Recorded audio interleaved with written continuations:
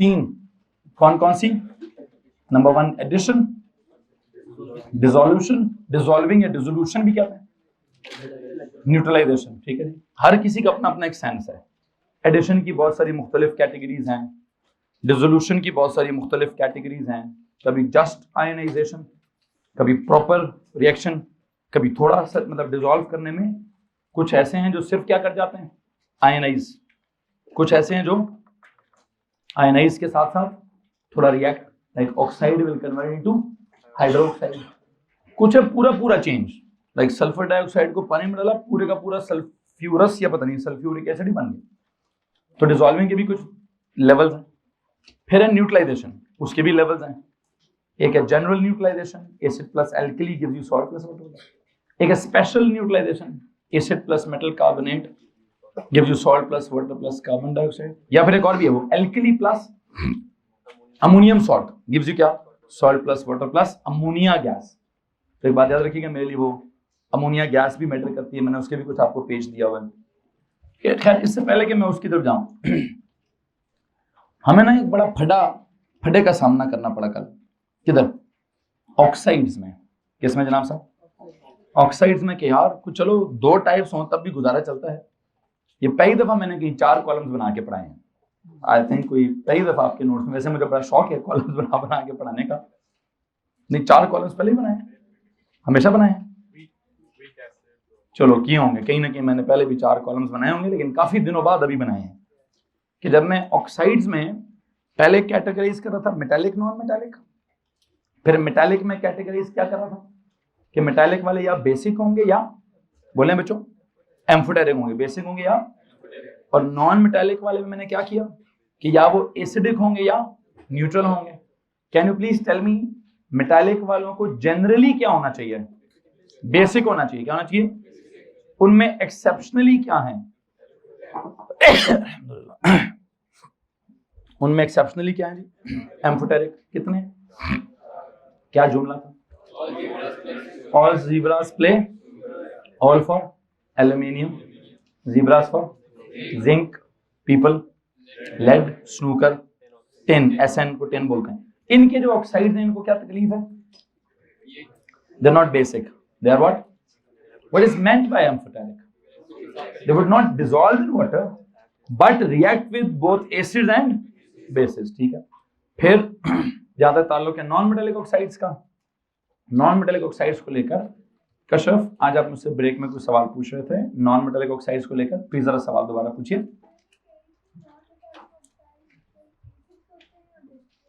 हाँ, तो आपको उसका क्या जवाब मिला कि नॉन मेटालिक ऑक्साइड्स क्या होते हैं? एसिडिक होते हैं। क्या होते हैं? कैसे पता चलता है? आप मुझे कुछ की एग्जांपल देंगी नॉन मेटालिक ऑक्साइड्स के एसिडिक होने की? या तो एक तो तरीका है कि बेसिस से रिएक्ट करते हैं, एक और भी है, पानी में डिसॉल्व होकर क्या बनाते हैं? एसिड बनाते हैं। क्या बनाते हैं? H positive ions. तो खैर एक काम करते हैं, मैं यहाँ पे वही चीज लिखी हुई है कि ऑक्साइड्स कोई भी हो सकता है, किसी भी एलिमेंट का ऑक्साइड हो सकता है, मेटालिक का भी, नॉन मेटालिक का भी। इस वक्त मैं क्या पढ़ा रहा हूँ? नॉन मेटालिक ऑक्साइड पढ़ा रहा हूँ। नॉन मेटालिक ऑक्साइड में से कौन से वाला? सल्फर का ऑक्साइड पढ़ा रहा हूँ।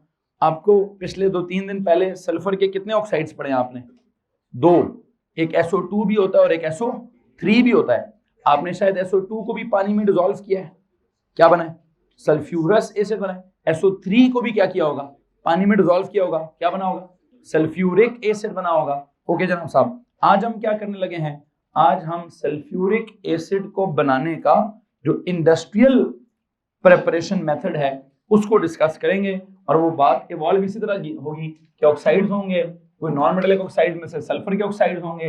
अब वो सल्फर डाइऑक्साइड कैसे बनेगा, फिर सल्फर ट्राइऑक्साइड कैसे बनेगा, फिर उससे सल्फ्यूरिक एसिड कैसे बनाएंगे, उसके लिए एक क्या कहते हैं, एक प्रोसेस है। प्रोसेस का नाम क्या है जी? कॉन्टैक्ट प्रोसेस उसका नाम है। क्या जनाब साहब? आपके पास एक पेज होगा, जरा प्लीज उस पेज को आप निकाल लीजिए। मेरे पास क्यों नहीं है? अगर कोई अपना पेज मुझे दे दें प्लीज। होपफुली आपने अपनी कॉपीज पर लिखा होगा। ठीक है, क्या बना हुआ है यहाँ पे? What is happening in this contact process? क्या लिखा है? It is an industrial large scale manufacturing technique for sulphuric acid. लो जनाब साहब, कॉन्टैक्ट प्रोसेस की क्या डेफिनेशन लिखी हुई है? Manufacturing technique for manufacturing method for large scale या industrial manufacturing technique for what? For sulphuric acid. क्या जनाब साहब? This is a very very important compound sulphuric acid. ये बहुत ज्यादा सारी चीजें बनाने में काम आता है। यूं समझिए कि ये जो बैटरियां होती हैं, ये जो लेड एसिड बैटरी होती है, जो गाड़ियों वाली बैटरी है, जो घरों में भी इस्तेमाल करते हैं, इनमें इलेक्ट्रोलाइट के तौर पर कौन इस्तेमाल होता है? सल्फ्यूरिक एसिड इस्तेमाल होता है। फिर बहुत सारे फर्टिलाइजर्स बनाने के लिए क्या होता है? सल्फ्यूरिक एसिड इस्तेमाल होता है। बहुत सारी डिफरेंट इंडस्ट्रीज में सल्फ्यूरिक एसिड जो है वो, खैर इस वक्त मैं ये तो नहीं पढ़ाना चाहता कि मैंने इसकी कोई यूजेस क्या क्या है, कहाँ कहाँ इस्तेमाल होता है, लेकिन just let me tell you कि one of the very important chemicals is this sulphuric acid. इसको जस्ट लैब में नहीं बनाना, इसको अक्सर इंडस्ट्रीज में लार्ज स्केल पे बनाकर बहुत महंगी केमिकल के तौर पर बिकता है। ये बहुत बड़ी इंडस्ट्री होती है, छोटा मोटा काम नहीं है सल्फ्यूरिक एसिड को मैन्युफैक्चर करके बेचना। इसके खरीदार जो है वो बहुत बड़ी बड़ी कंपनियां खरीदती हैं उसको, बल्कि बड़ी बड़ी कंपनियां क्या कर लेती हैं, अपनी कंपनी के अंदर ही एक प्लांट लगा लेती हैं जिसमें सल्फ्यूरिक एसिड बन रहा होता है। बहरहाल, और मैं अगर इकोनॉमिकली आपको कुछ और बताऊं तो आप ये सुनकर हैरान होंगे कि this is known as king of chemicals. King of chemicals in such a way कि जिस मुल्क ने, मतलब बहुत सारे मुल्कों की इकोनॉमी इस पे डिपेंड करती है। लाइक जो जितना ज्यादा सल्फ्यूरिक एसिड मैन्युफैक्चर करते हैं, लोगों को तो लगता है ना कि पेट्रोल ही होना चाहिए किसी मुल्क के अंदर तो वो बड़ा अमीर मुल्क होगा। अगर कोई मुल्क जितना ज्यादा सल्फ्यूरिक एसिड मैन्युफैक्चर करेगा, उसकी भी एक इंडस्ट्रियली इकोनॉमिकली बहुत ज्यादा ग्रोथ होती है। बहरहाल, मैं इकोनॉमी नहीं पढ़ाना चाहता, मुझे प्योर केमिस्ट्री में रहना है। I am sorry for this economy या व्हाटएवर। प्योर केमिस्ट्री क्या? अच्छा, मैंने बताया क्यों ना था एक्स्ट्रा इकोनॉमी। क्या आप देखेंगे, आप कहेंगे सर जी बाकी तो किसी का इंडस्ट्रियल मेथड आप नहीं पढ़ा रहा, आप इसका पता नहीं क्यों एकदम से इंडस्ट्रियल मेथड पढ़ा रहे हैं? बिकॉज इसकी इंपॉर्टेंस इस केमिकल की बहुत ज्यादा है ना, ठीक है, इसलिए मैं इसको पढ़ा रहा हूँ। आपके सिलेबस में भी है इस वजह से भी कि वो कहते हैं जी आपने बच्चे को बताना है कि it's not just direct sulphur dioxide या डायरेक्ट सल्फर ट्राइऑक्साइड बनाकर पानी में नहीं डालते। कभी कभी किसी ना किसी रिएक्शन में मुसीबत होती है। किस किस रिएक्शन में क्या क्या होता है वो जरा सुन लीजिए। इसमें जब हम कॉन्टैक्ट प्रोसेस का इंडस्ट्रियल मैन्युफैक्चरिंग टेक्निक कैरी करते हैं तो आपके पास ना, आपको जो ड्राइंग दी गई, ऑल्दो मैं भी ड्राइंग नहीं बनाना चाहता, ड्राइंग के लिए मैंने आपको पेज दिया हुआ है, लेकिन हाँ, जो 4 चेंबर्स हैं उन चारों चेंबर्स में कहां कहां क्या क्या हो रहा है ये मैंने आपको जरूर समझाना है। ठीक है जी, please look at chamber number 1। क्या नाम है उस चेंबर नंबर 1 का? तो there is that burning chamber. अब उस बर्निंग चेंबर को आप वहां चेक करके मुझे बता सकते हैं किसको बर्न किया जा रहा है जी? वहां पे ना सल्फर को एंटर किया गया है और एक तरफ से सल्फर एंटर की जा रही है और दूसरी तरफ से ड्राई एयर। ड्राई एयर में से कौन होगा? ऑक्सीजन रिएक्टिव होता है। कौन होता है? ऑक्सीजन रिएक्ट करेगा किसके साथ? सल्फर के साथ। आप इस ड्राइंग का कलर मुझे बता सकते हैं? आग का कलर नहीं, आग के अलावा कोई और कलर नजर आ रहा है आपको बर्निंग चेंबर के अंदर? Yellow. You know what is this yellow colour for? Sulphur का अपना कलर येलो होता है। क्या होता है? एक काम करेंगे, साइड पे जो जो एक्स्ट्रा इन्फॉर्मेशन आती जा रही है वो लिखते रहेंगे। पेज के हेडर पे जाएंगे, पेज के हेडर पे जाएंगे, जो जो एक्स्ट्रा इन्फॉर्मेशन है मैं वहां लिखवाता जाऊंगा जी। मुझे लगता है एक्स्ट्रा इन्फॉर्मेशन क्या आई है कि जो सल्फर है उसका कलर क्या है? सल्फर का कलर जो है वो येलो है। सल्फर सॉलिड है और येलो कलर है उसका। पेज के हेडर पे जाके लिखें सर जी, सल्फर जो है वो क्या होता है? येलो कलर का सॉलिड होता है। एक इंफॉर्मेशन एक्स्ट्रा ये लिख दीजिए। खैर, वापस आ जाते हैं। जब आप उस येलो सल्फर को बर्न करते हैं in the presence of oxygen तो यू नो व्हाट हैपेंस? क्या बनता है? सल्फर डाइऑक्साइड गैस बनती है। हेलो जी, ये सबसे आसान तरीन, सिंपल तरीन पहला रिएक्शन लिखा हुआ है कि सल्फर थी, हमने उसको एक बर्निंग चेंबर में डाला, वहां ऑक्सीजन डाली, उनको आग लगाने की कोशिश की और सल्फर और ऑक्सीजन के रिएक्शन में क्या हुआ? सल्फर डाइऑक्साइड बन गया। मुझे लगता है हम आग ना भी लगाते हैं, तीली लगाना भी काफी थी। क्या लगाना काफी था भाई? ये मैंने क्यों कहा है कि तीली लगाना भी काफी था, आग खुद लग जाती। ये जो ऑक्सीजन है ना, इसका जिस किसी से रिएक्शन होता है, ये इस रिएक्शन को कहते हैं क्या है? कंबशन रिएक्शन कहते हैं। क्या कहते हैं? लेकिन खैर इस वक्त मैं कंबशन नहीं कहूंगा, क्योंकि कंबशन का नाम पता है मैं किस केमिस्ट्री में इस्तेमाल करूंगा? ऑर्गेनिक केमिस्ट्री में। मेरी कौन सी केमिस्ट्री चल रही है? मेरी इनऑर्गेनिक केमिस्ट्री चल रही है। इनऑर्गेनिक केमिस्ट्री में याद रखिए कि क्या हो रहा है। इनऑर्गेनिक केमिस्ट्री में गौर से मेरी बात सुनने वाली है बेटा। ऑक्सीजन से रिएक्शन में आग लगती है, लेकिन इस आग को हम बर्निंग ही कहेंगे, हम इस आग को कंबस्ट होना। अब कहेंगे सर नॉर्मल अंग्रेजी में तो कह सकते हैं। हाँ, नॉर्मल अंग्रेजी में कह सकते हैं। नॉर्मल जिंदगी में किसी भी चीज का ऑक्सीजन के साथ रिएक्शन हो रहा हो और आग लगी हो, आप उसको क्या कह सकते हैं? कंबस्शन। केमिस्ट्री में हर आग को कंबस्शन नहीं कहेंगे। केमिस्ट्री में लफ्ज कंबस्शन में कब इस्तेमाल करूंगा? जब मैं इनऑर्गेनिक केमिस्ट्री नहीं, जब मैं ऑर्गेनिक केमिस्ट्री पढ़ाऊंगा। कौन सी पढ़ाऊंगा जी? वहां पे जब मैं मीथेन गैस को आग लगाऊंगा, वहां पे जब मैं ऑक्टेन को आग लगाऊंगा, वहां जब मैं पेट्रोल को आग लगाऊंगा, वहां सीएनजी गैस को जब आग लगेगी, वहां किसी ऑर्गेनिक सब्सटेंस को जब आग लगेगी, तो क्या होगा? उसका नाम हम क्या रखेंगे? कंबस्शन। शायद किसी का नाम रख दें कंप्लीट कंबस्शन, शायद किसी का नाम रख दें इनकम्प्लीट कंबस्शन।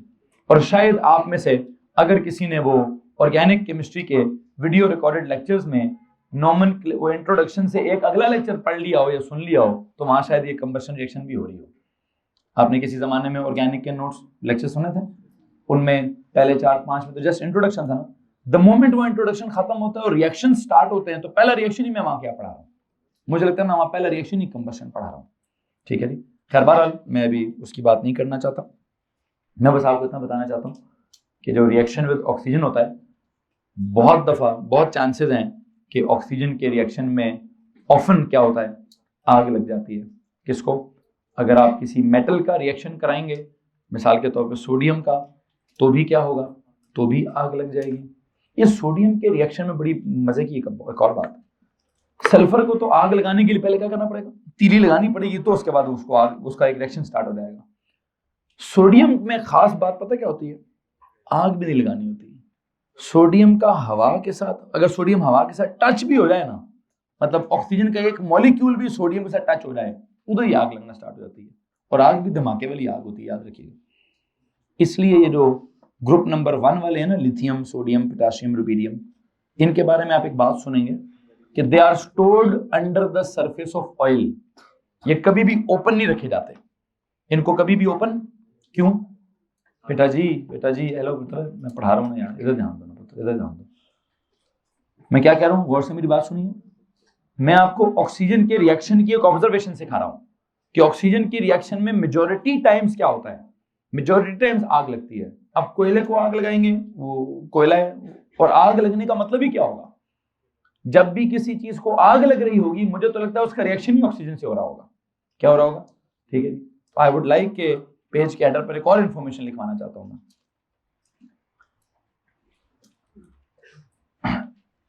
पेज के हेडर पे आपने क्या है? सल्फर का कलर लिखा है। दूसरी चीज, दूसरी इंफॉर्मेशन क्या है? दूसरी इंफॉर्मेशन ये है कि जो रिएक्शन विद ऑक्सीजन होता है, इट इज ऑफन क्या, इसमें क्या होता है? It often catches fire. ठीक है जी। Any substance reacting with oxygen, ये पेज के हेडर पर एक्स्ट्रा इंफॉर्मेशन के तौर पर लिखें, any substance reacting with oxygen क्या होता है?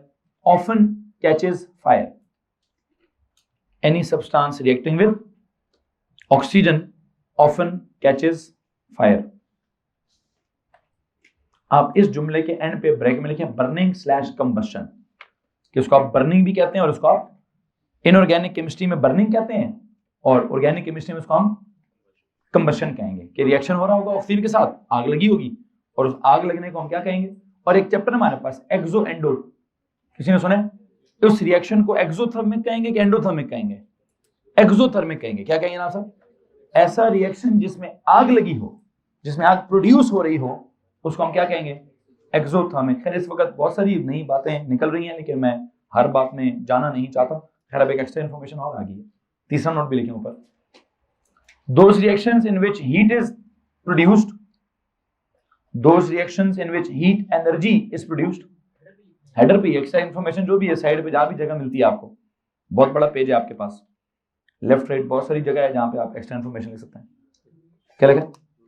Those reactions in which heat energy is evolved या प्रोड्यूस्ड।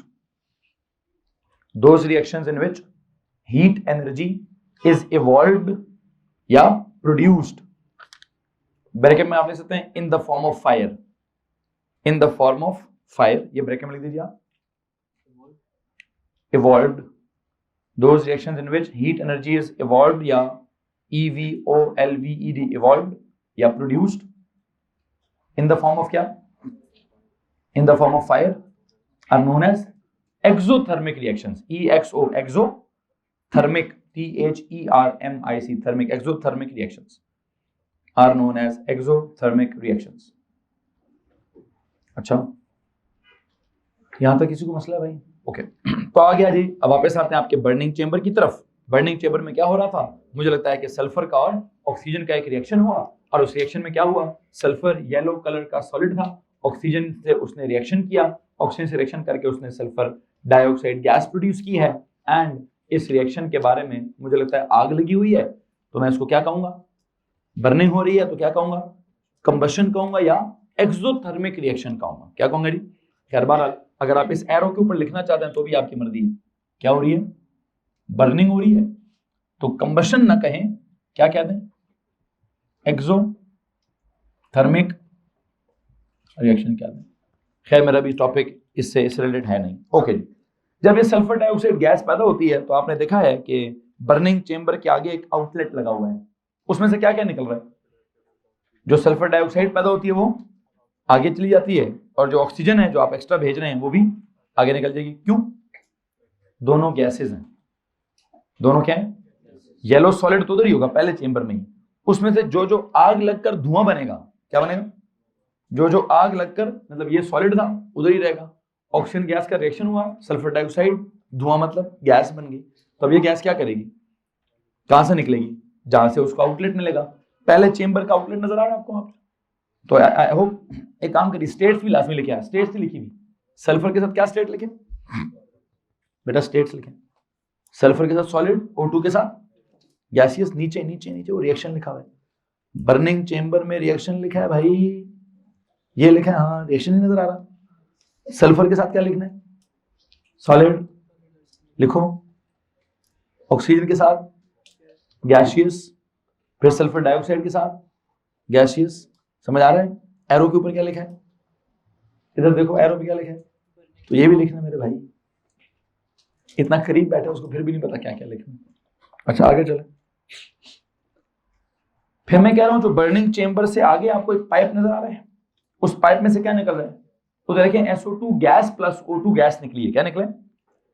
SO2 गैस निकली और O2 गैस निकली है। वो दोनों गैसेस को हमने किस चेंबर में एंटर किया है? You know there is this second chamber, they call it क्या? Catalytic chamber. क्या जनाब साहब? Catalytic chamber. लो जी, ये जो कैटालिटिक चेंबर की कहानी है, इसकी क्या कहानी है? सबसे पहला लफ्ज लिखा कैटालिटिक, ये लफ्ज कहां से निकला है? कैटलिस्ट। तो जाए जी पेज के हेडर पे देखते हैं कैटलिस्ट क्या होता है। अगली इंफॉर्मेशन लिखे, क्या होता है कैटलिस्ट?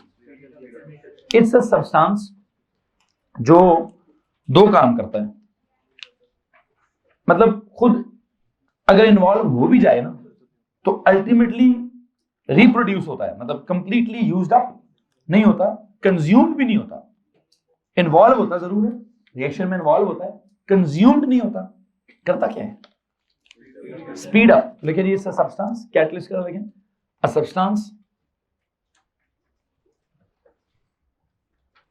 Substance that what. इसके दो कैरेक्टर्स हैं। सबसे पहली इंपॉर्टेंट बात क्या है? सबसे पहली इंपॉर्टेंट बात है substance that involves in the reaction.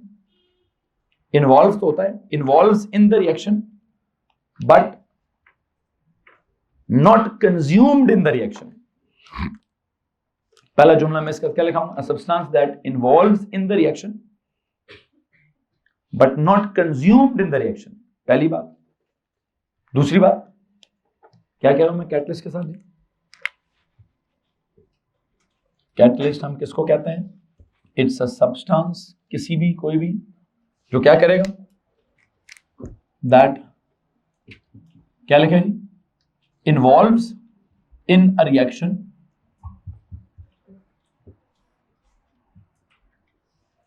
But not क्या, but not consumed in the reaction. तो आप कहेंगे सर इसका फिर क्या लेना देना है, इन्वॉल्व हो भी रहा है, आप कह रहे हैं कंज्यूम भी नहीं हो रहा, मतलब कंज्यूम मतलब यूज्ड अप नहीं हो रहा, खत्म नहीं हो रहा। नॉर्मली रिएक्टेंट्स क्या करते हैं, वो तो खत्म हो जाते हैं, reactants would convert into products.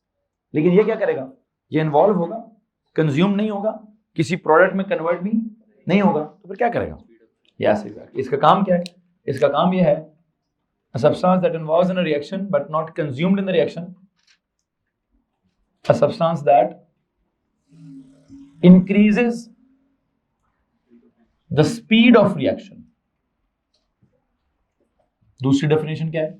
A substance that increases the speed of reaction, that increases the speed of reaction, और ये स्पीड को बढ़ाता पता कैसे है? By providing an alternate path for to the reaction, जिसमें क्या होगा, जिसमें, अब ये थोड़ी अगली बात है, जिसमें कम एनर्जी इन्वॉल्व होगी। क्या होगा? एक्टिवेशन एनर्जी को लोअर करता है, बॉइलिंग पॉइंट नहीं लोअर करता, क्या लोअर करता है? ठीक है जी, a substance that increases the speed of reaction by providing an alternate path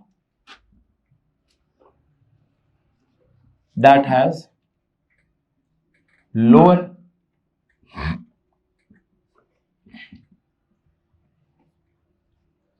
activation energy. जी जनाब साहब, क्या बात हो रही है?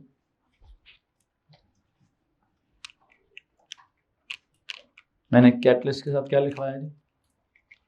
ये एक सब्सटेंस है, लेकिन मैंने इसको ना रिएक्टेंट लिखवाया ना प्रोडक्ट लिखवाया है, मतलब ये रिएक्टेंट की तरह का नहीं है, थोड़ा थोड़ा रिएक्टेंट की तरह का है। कैसे? इन्वॉल्व तो हो रहा है ना। अब इन्वॉल्व कैसे हो रहा है? कहते हैं मेरी मौजूदगी में रिएक्शन होगा तो बड़ा तेज होगा, मेरी गैर मौजूदगी में रिएक्शन होगा तो बड़ा स्लो होगा। कहता है बस उसकी इतनी इंपॉर्टेंस है कि वो कैटलिस्ट है, रिएक्टेंट नहीं है। रिएक्टेंट कौन होता है? जो प्रोडक्ट में कन्वर्ट होते हैं, जो इनिशियल सब्सटेंसेस होते हैं जिनका रिएक्शन होता है। प्रोडक्ट क्या होता है सर जी? वो जो फाइनल सब्सटेंसेस होते हैं। ये कैटलिस्ट क्या होता है? ये कहता है भाईजान ये मैं ना रिएक्टेंट हूं ना प्रोडक्ट हूं, बस मैं क्या चीज हूं, मेरी मौजूदगी में क्या होगा, मैं जिरगा करा रहा हूं। कहता ना मेरा फटा है तो ना मैं जालिम हूं ना मैं मजलूम हूं, मैं कौन हूं? मैं तो मुनसिफ हूं। ठीक है जी, अब खैर वो इंसाफ सही कर रहा है कि गलत कर रहा है, वो एक अलग फिनोमेना है। और वो कह रहा है उसकी मौजूदगी में जिस रिएक्शन को होने में 10 दिन लगते थे, उसकी मौजूदगी में रिएक्शन 2 मिनट में हो जाता है। ठीक है, अब ये कैसे होता है, इसके लिए थोड़ा सा मुझे किसी दूसरे चैप्टर में जाना पड़ेगा। मैंने 2 बातें बता दी आपको कि खुद इन्वॉल्व डायरेक्टली नहीं होता, इनडायरेक्टली होता है। ठीक है, मतलब ऐसे कि कंज्यूम ना हो। दूसरा, ये क्या करता है? इंक्रीज करता है स्पीड ऑफ द रिएक्शन को, क्या करके? एक अल्टरनेट पाथ है रिएक्शन का कोई। अब रिएक्शन का पाथ क्या होता है? रिएक्शन के करने का एक तरीका होता है। रिएक्शन के अंदर पहले एक स्टेप होता है, फिर दूसरा होता है, फिर तीसरा होता है। हमने आज तक किसी रिएक्शन के स्टेप्स नहीं पढ़े। अब मुझे लगता है मुझे आगे एक चैप्टर बनाना पड़ेगा। जैसे आपने देखा एक्सो एंडो का वर्ड आ गया, वो एक अलग चैप्टर है। उसी के अंदर लोअर एक्टिवेशन एनर्जी है कि हायर एक्टिवेशन एनर्जी है, मुझे इग्नोर मारना चाहिए। अभी मैं इसके लिए प्रॉपर एक क्या करूंगा, चैप्टर बनाऊंगा भाई। चैप्टर का नाम क्या होगा? एनर्जेटिक्स। क्या होगा? एक तो आपने फिजिक्स में एनर्जेटिक्स पढ़ी है ना, वो फिजिक्स वाली एनर्जेटिक्स। अब मैं क्या पढ़ाऊंगा? Chemical energetics. क्या पढ़ाऊंगा जी? कि केमिस्ट्री के अंदर भी कोई एनर्जी का लेना देना है। कभी रिएक्शन में से एनर्जी निकल जाती है, कभी रिएक्शन में एनर्जी देनी पड़ती है। किसी रिएक्शन को कराने के लिए बहुत ज्यादा एनर्जी देनी पड़ती है, किसी को एक्टिवेट करने के लिए बहुत कम एनर्जी देनी पड़ती है। तो एक कैटलिस्ट बेसिकली क्या करता है? कुछ रिएक्शंस को एक्टिवेट करने के लिए इसकी मौजूदगी में इतना बड़ा मसला ही नहीं है, इतनी ज्यादा एनर्जी नहीं देनी होती। अगर कहता है मैं मौजूद हूं तो थोड़ी सी एनर्जी भी काफी है रिएक्शन को कराने के लिए, वो तीली भी काफी है। खैर बहरहाल मैं इस टॉपिक में अभी मजीद बात नहीं करना चाहता। बस आप एक बात सुन लीजिए कि कैटलिस्ट के बारे में मैंने कुछ समझाया कि ये एक सब्सटेंस होता है जो क्या करता है। एक जुमला याद कर लें बस इस पूरी कहानी में से, स्पीड्स अप अ रिएक्शन। इसमें किसी को प्रॉब्लम है? ये तो कैटलिस्ट का मीनिंग है ना। ये मीनिंग तो हम नॉर्मल जिंदगी में इस्तेमाल करते हैं कि जी 2 लोगों का फटा हो रहा था और अगर कोई आके किसी के कान में दूसरे के खिलाफ और बुरी बातें कर जाए, हम उसको क्या कहते हैं? नलायक आदमी। तूने तो अच्छा खासा उनका मसला खत्म होने वाला था, तूने उसके कान में बकवास करके तूने तो कैटलिस्ट वाला काम किया। अक्सर नॉर्मल जिंदगी में हम एक दूसरे को कहते हैं कि सर इस फटे में ना उसका किरदार है जी। फटा किया किसी और ने, किरदार किसका है? तीसरे किसी बंदे का। क्या किरदार है? सर कैटलिस्ट वाला किरदार है इसका। कैसे किरदार है?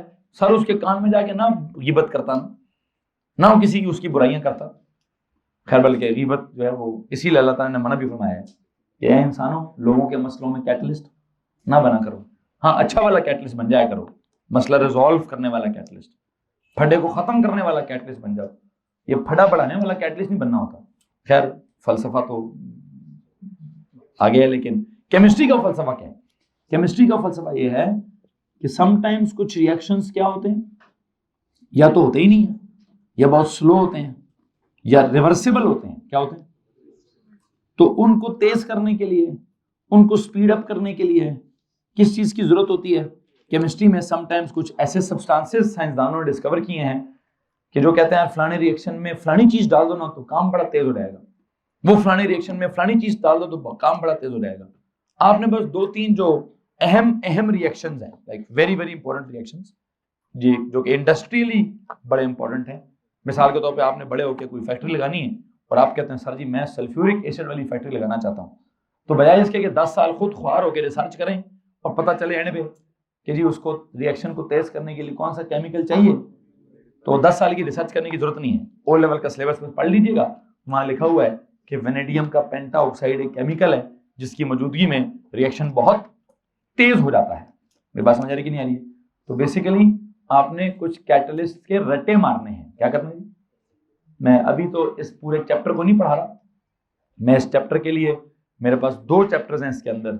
एक चैप्टर का नाम है केमिकल एनर्जेटिक्स और एक का नाम है रिएक्शन काइनेटिक्स, कि रिएक्शन की स्पीड स्लो है या रिएक्शन की स्पीड तेज है। रिएक्शन की स्पीड्स वाला अलग एक चैप्टर है, रिएक्शन की एनर्जी वाला अलग एक चैप्टर है। तो ये 2 पूरे प्रॉपर चैप्टर्स हैं। मुझे क्या करने पड़ेंगे भाई? प्रॉपर्ली पढ़ाने पड़ेंगे, तब जाके आपको ये पूरी बात समझ आएगी। इस वक्त सिर्फ क्या गुजारा चलाएं? सिर्फ एक वर्ड का गुजारा चलाएं। किस वर्ड का? The word catalyst. What is mean by the word catalyst? It's a substance that will speed up a reaction, that's it. किसी को मसला इस बात से? मैं मजीद इस पर बहस नहीं करना चाहता। मेरा दोबारा जब चैप्टर आएगा तो बड़ी डिटेल से इसके बारे में पढ़ा दूंगा, इसकी एग्जांपल्स कब कब कौन कौन कहां कहां कैसे कैसे ये सब समझा दिया जाएगा। फिल वक्त क्या करेंगे? कैटालिटिक चेंबर में हो क्या रहा है ये मैं आपको समझाने की कोशिश करूंगा। वहां पर सल्फर डाइऑक्साइड को क्या किया जाता है? ऑक्सीजन के साथ फर्दर रिएक्ट करवाया जाता है। आपको पता है मसला क्या है? बेसिकली लिखना छोड़ दीजिए, टॉपिक का नाम क्या है? Contact process. क्या नाम है? प्रोड्यूस क्या करना है? मैन्युफैक्चर क्या करना है? Sulphuric acid. आप जरा 2-3 दिन के लेक्चर, पुराने लेक्चर में जाएं, ये सल्फ्यूरिक एसिड आपने सल्फर डाइऑक्साइड से बनाई है कि सल्फर ट्राइऑक्साइड से बनाई है? ट्राइऑक्साइड से बनाई है। किससे बनाई है? तो पता मसला क्या है? मसला ये है कि जब हम सल्फर को बर्न करते हैं तो इन्हों पैदा क्या होता है? पैदा होता है डाइऑक्साइड। क्या पैदा होता है? सल्फर ट्राइऑक्साइड नहीं पैदा होता। जब सल्फर को क्या करते हैं? बर्न करते हैं, तो you know what is produced? Sulphur dioxide. कहते हैं सल्फर ट्राइऑक्साइड नहीं बनेगा, लेकिन हमें चाहिए क्या? हमें तो सल्फर ट्राइऑक्साइड चाहिए। क्यों? सल्फ्यूरिक एसिड बनाने के लिए हमने सल्फर ट्राइऑक्साइड, चूंकि सल्फर डाइऑक्साइड को इस्तेमाल करेंगे फर्दर, वो तो सल्फ्यूरस एसिड बनाएगा। वो इतनी काम की चीज नहीं है, वो इतनी महंगी चीज नहीं है, वो इतना इंपॉर्टेंट केमिकल भी नहीं है। सबसे इंपॉर्टेंट या बहुत ज्यादा इंपॉर्टेंट केमिकल कौन है? Sulphuric acid. तो सल्फ्यूरिक एसिड के लिए हमें एक तरीका इजाद करना है। कौन सा तरीका? जिस तरीके से सल्फर डाइऑक्साइड, समीर साहब इधर ध्यान देंगे, जिस तरीके से सल्फर डाइऑक्साइड क्या हो सके? क्या हो सके जी? सल्फर डाइऑक्साइड समीर सोहेल में कन्वर्ट हो सके। जो नेचुरल रिएक्शन है सल्फर को कंबस्ट करने वाला या बर्निंग वाला, उसमें क्या पैदा हो रहा है? उसमें तो डाइऑक्साइड पैदा हो रहा है।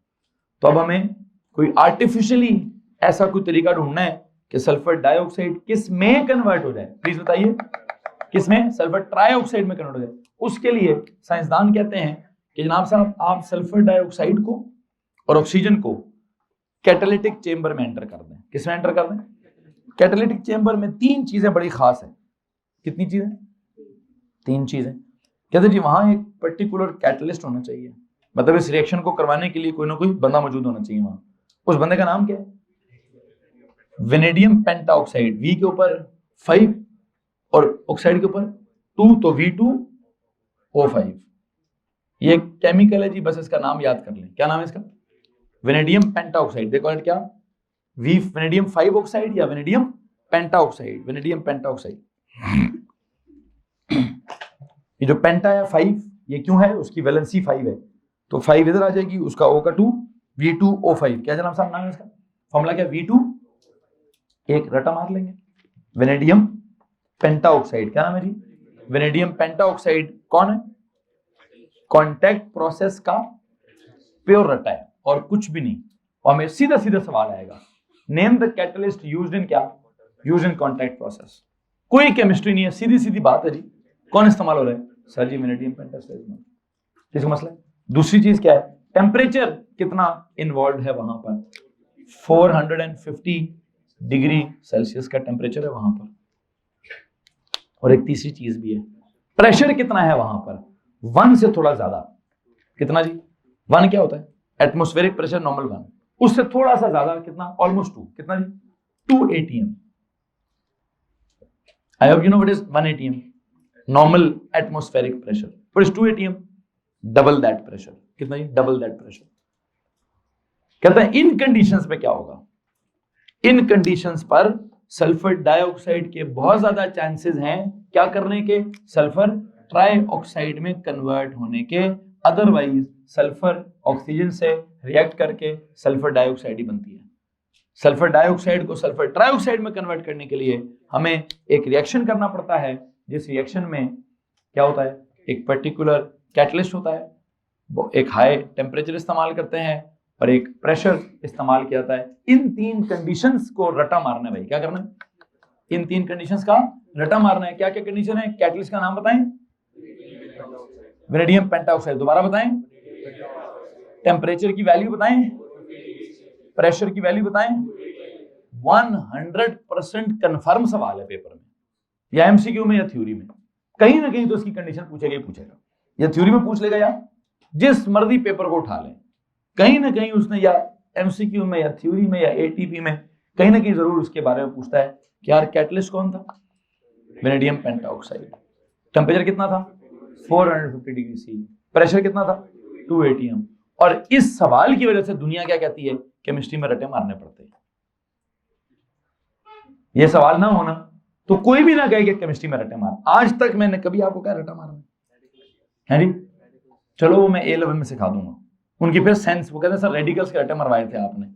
ठीक है, उनके रटे मरवाए होंगे, लेकिन उनका जो अंदर का स्ट्रक्चर है मैं A11 में सिखा दूंगा।